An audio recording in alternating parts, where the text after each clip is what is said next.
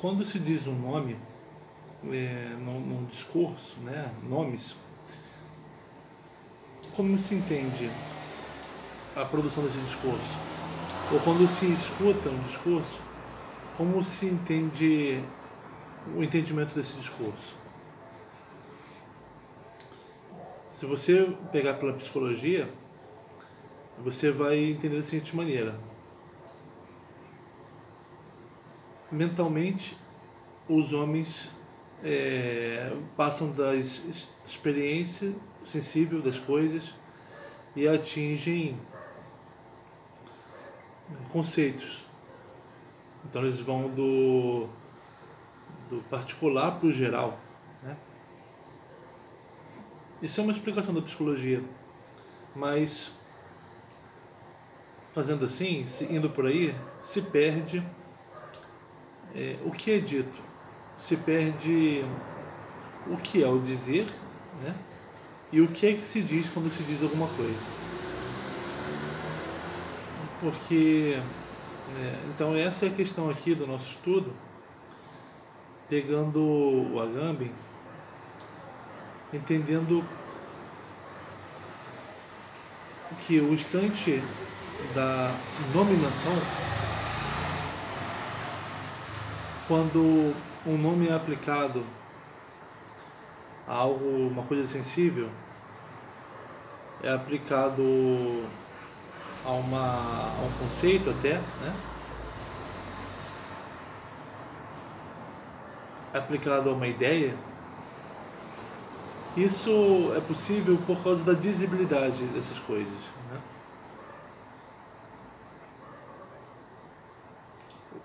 Os nomes surgem, ou os signos surgem, devido à dizibilidade das coisas sensíveis, em relação às quais elas são... e também a dizibilidade do conceito dessas coisas sensíveis e da ideia dessas coisas sensíveis, né? O nome, então pensando desse ponto de vista, o nome ele é uma articulação entre linguagem e ser, não uma separação entre linguagem e ser, tratando a linguagem como uma aquisição conceitual de uma mente, e o ser, então, né, resta tomar as coisas sensíveis como ser, e tá tudo certo, né? Não, a linguagem não é uma coisa mental ou um mero conjunto de signos, e o ser, ele não são as coisas sensíveis, né? Meramente as coisas sensíveis, né? Por isso que o Agamben pega o Platão para pensar naquela sequência, para se compreender algo, né? O nome,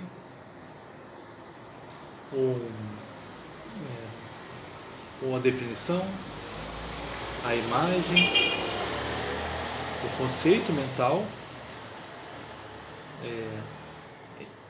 algo entre o mental e o ser, né? E a coisa mesma, a coisa em si, né? O Agamben recupera o Platão para tratar a linguagem como sendo essa articulação entre ser e linguagem, né?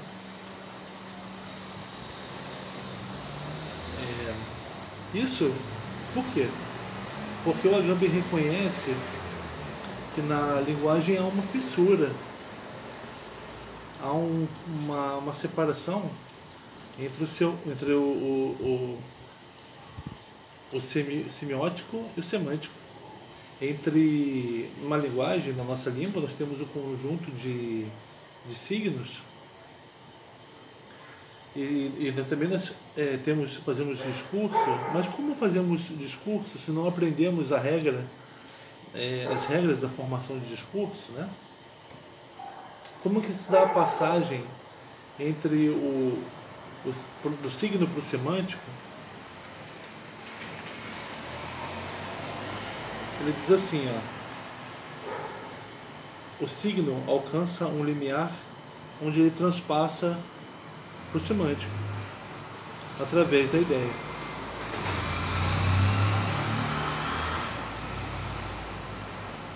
A ideia, ela é alguma coisa que é audizível quando você diz alguma coisa. A ideia é aquilo que é dito, é audizível, né? É aquilo que se manifesta através das palavras. E a ideia, então, que dá essa passagem do semântico, do semiótico para o semântico. É aquilo que faz o discurso acontecer a partir das palavras, a partir dos signos de onde eles vieram. Então, nessa ideia aqui, os signos não são meramente signos, eles são nomes que existem porque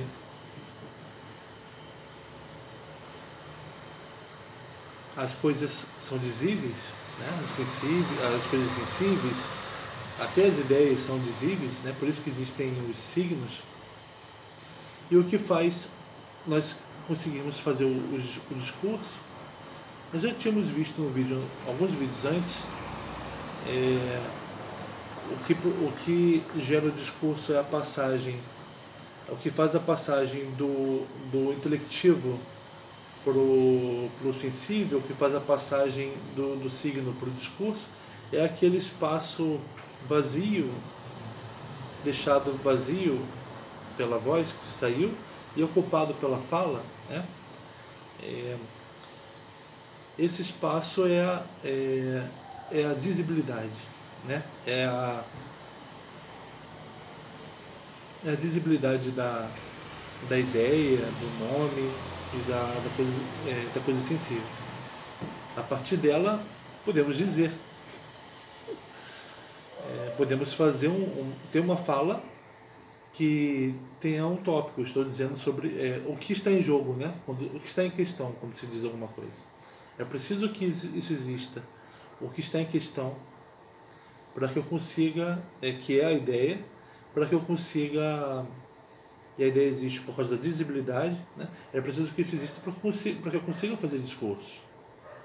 Então, quando eu faço um discurso mitológico, contando uma história, como eu saio dos nomes para o discurso? Por causa da dizibilidade.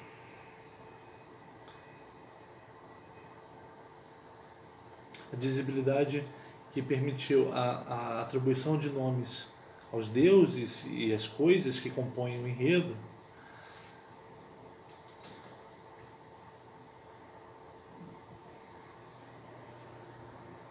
Então, esse aqui está fazendo a gente entender melhor o que é o trabalho do poeta, enquanto aquele que tem um discurso sobre os deuses e os homens, né? Os acontecimentos que entre eles. O trabalho do poeta, ele funciona dessa forma. Ele funciona com essa mecânica, né? Ele diz alguma coisa e quando ele diz, o que está em questão, né? O ser que se manifesta quando ele diz. O ser acompanha a linguagem. O ser não está separado da linguagem. O ser emerge quando ele é falado, né? E isso é feito pelo poeta quando ele tem um discurso que fala sobre os deuses, os heróis e as demais coisas. Então, quando ele está nesse discurso que ele é tomado como um todo, não como palavras isoladas, as partículas ganham sentido a partir do discurso como um todo, mas ele está falando palavras que são que são nomes. E os nomes eles existem por causa desse momento inaugural de nominação, né, de tudo, coisas sensíveis, ideias, em que por causa da visibilidade deles, né.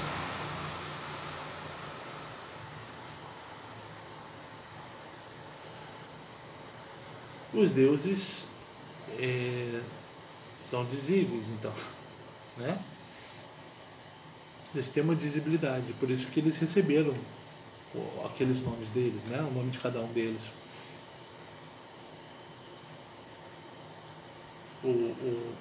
Os deuses entendidos como personagens, se você tomar o personagem como o sensível, né? A coisa sensível, os deuses como definição, como figura, como conceito, os deuses em si, eles, todos essas características são acompanhadas, são dizíveis, né? Por isso que se atribui um nome que nomeia cada uma delas. Os deuses então recebem seus nomes por causa das suas características no discurso, nas histórias.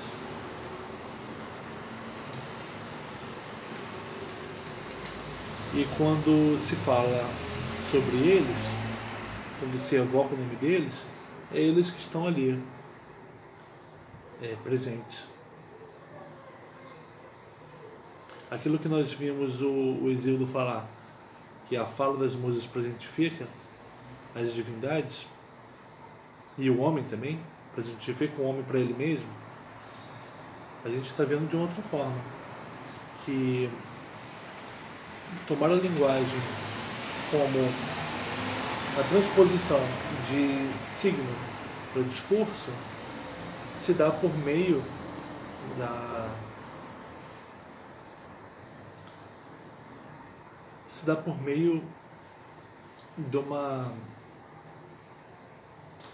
do dizer algo, né? De ter algo em questão para ser dito. Se dá por meio da dizibilidade das coisas. O ser quer ser dito. O ser é dizível e ele quer ser dito. Então ele puxa os signos para virarem discurso. Ainda mais o ser dos deuses. Eles puxam os nomes divinos e mundanos para que componham, para que um discurso sobre eles e o mundo deles, e as façanhas deles sejam compostos. Repara que não é o homem que faz o discurso, o homem ele profere o discurso, porque o ser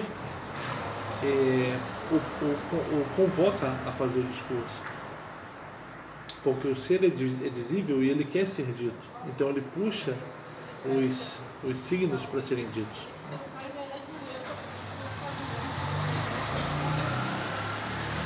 Repara que então a gente está juntando as ideias entre o ser que quer ser dito, que nós vimos quando estudamos o Hesíodo, que os deuses que a fala, ela faz as coisas saírem do não ser para o ser. E a característica do ser é manifestar-se. Então o ser quer manifestar-se. Estamos então trazendo isso para cá, para a dizibilidade das coisas sensíveis, de tudo aquilo que recebe um nome, né? Dos definições, dos conceitos, tudo isso a respeito de algo, da coisa mesma, tudo isso é dizível, né? E aí, tudo isso, a isso foi atribuído um nome. Esse nome é o veículo para que o ser seja dito. Por isso que o nome é atribuído às coisas, para atender à dizibilidade delas.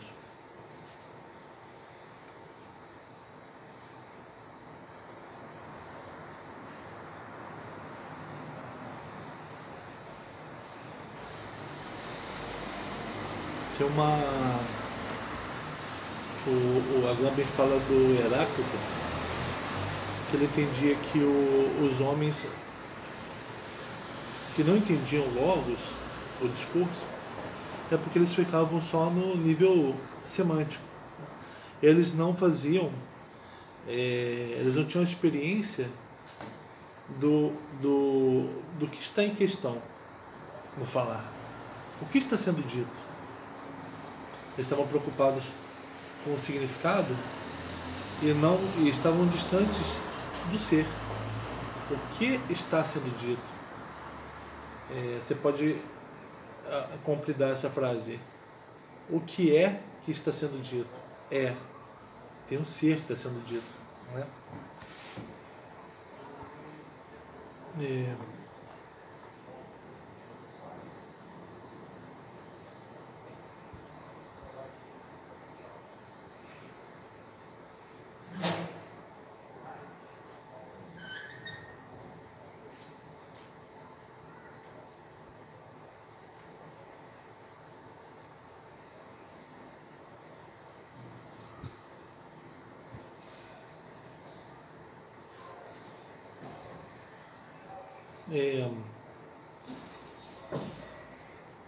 A gente está tratando aqui, à medida que a gente traz o Platão, a gente está falando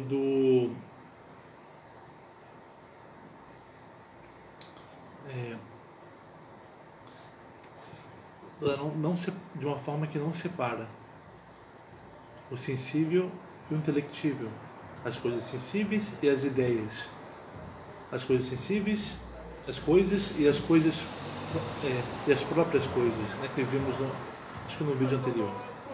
Não separamos. Porque a coisa e a própria coisa estão unidas no nome.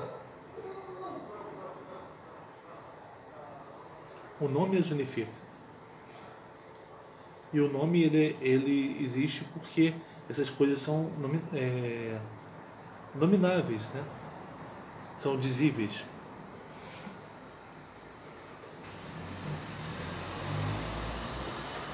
Então, no próximo vídeo a gente continua. Obrigado, tá?